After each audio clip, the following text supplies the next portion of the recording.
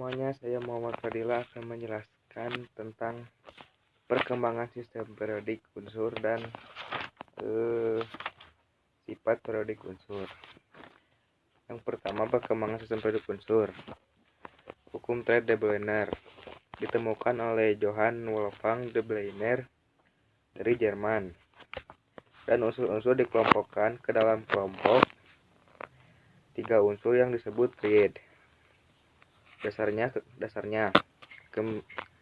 kemiripan sifat fisika dan kimia dari unsur-unsur tersebut dan jenis triad. Yang pertama ada triad linium, natrium, dan kalium. Yang kedua ada triad kalsium, strontium, dan barium. Dan ketiga ada triad klor, brom, dan iod. Dan hukum kedua yaitu ada hukum oktav Newland, dikemukakan oleh Johann Newland dari Inggris. Unsur-unsur dikelompokkan berdasarkan kenaikan massa atom relativitasnya.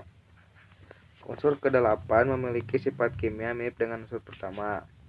Unsur ke-9 memiliki sifat yang mirip dengan unsur kedua, dan seterusnya. Dan sifat-sifat unsur yang ditemukan berkala atau periodik setelah 8 unsur disebut hukum oktav. Yang ketiga, sistem periodik Mendeleev atau sistem periodik pendek. 2 ahli kimia, Lohar Meyer dari Jerman dan Dmitri Ivanovich Mendeleev dari Rusia, berdasarkan pada prinsip dari Newland, melakukan pergolongan unsur. Lohar Meyer lebih mengutamakan sifat-sifat kimia unsur, sedangkan Mendeleev lebih mengutamakan kenaikan massa umum. Menurut Mendeleev, sifat-sifat unsur adalah fungsi periodik dari massa atom relatifnya. Artinya, jika unsur disusun menurut kenaikan massa atom relatifnya, maka sifat tersebut akan berulang secara periodik. Dan yang keempat, sistem periodik modern, sistem periodik panjang. Sistem periodik ini dikemukakan oleh Henry G. Moseley yang berpendapat bahwa sifat-sifat unsur merupakan fungsi periodik dari nomor atomnya. Artinya, sifat dasar suatu unsur ditemukan oleh nomor atomnya, bukan oleh massa atom relatifnya. Oke ya, dan yang kedua, saya akan menjelaskan tentang sifat-sifat periodik unsur. Dan yang pertama yaitu jari-jari atom. Jari-jari atom adalah jarak dari inti atom sampai elektron dari kulit terluar. Besarnya jari-jari atom dipengaruhi oleh besarnya nomor atom unsur tersebut. Semakin besar atom tersebut atau atom-atom unsur segolongan, semakin banyak pula jumlah kulit elektronnya, sehingga semakin besar pula jari-jari atomnya. Dalam satu periode dari kiri ke kanan, nomor atomnya bertambah, yang berarti semakin bertambah muatan inti sedangkan jumlah elektron tetap. Akibatnya, tarikan inti terhadap elektron keluar makin besar pula, sehingga menyebabkan semakin kecil jari-jari atom. Setelah itu yang kedua ada energi ionisasi. Energi ionisasi adalah energi minimum yang diperlukan atom netral dalam bentuk gas untuk melepaskan satu elektron membentuk ion bermuatan +1. Jika atom tersebut melepaskan elektronnya yang kedua, maka akan diperlukan energi yang lebih besar yang disebut energi ionisasi kedua.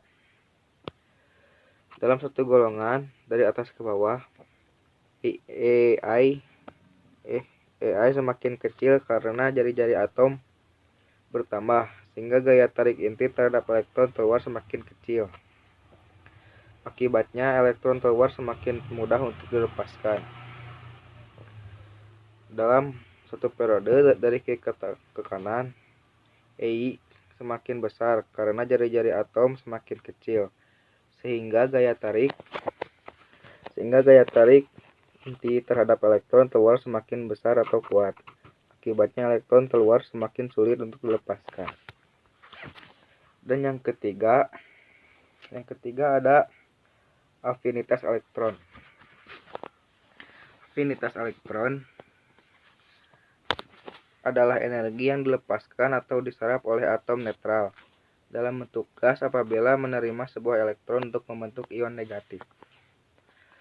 Semakin negatif harga afinitas elektron, semakin mudah atom tersebut menerima atau menarik elektron, dan semakin aktif pula unsurnya.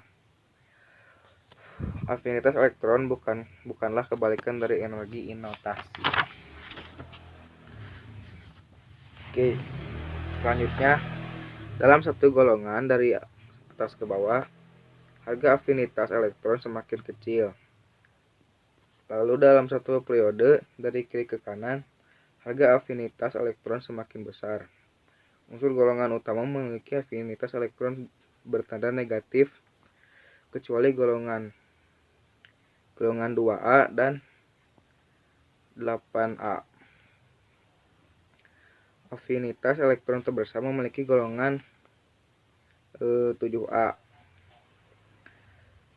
Oke, ini yang keempat ada ke elektron negatif. Yang keempat ada elektron negatifan. Adalah kemampuan suatu unsur untuk menarik elektron dalam molekul suatu senyawa atau dalam ikatannya.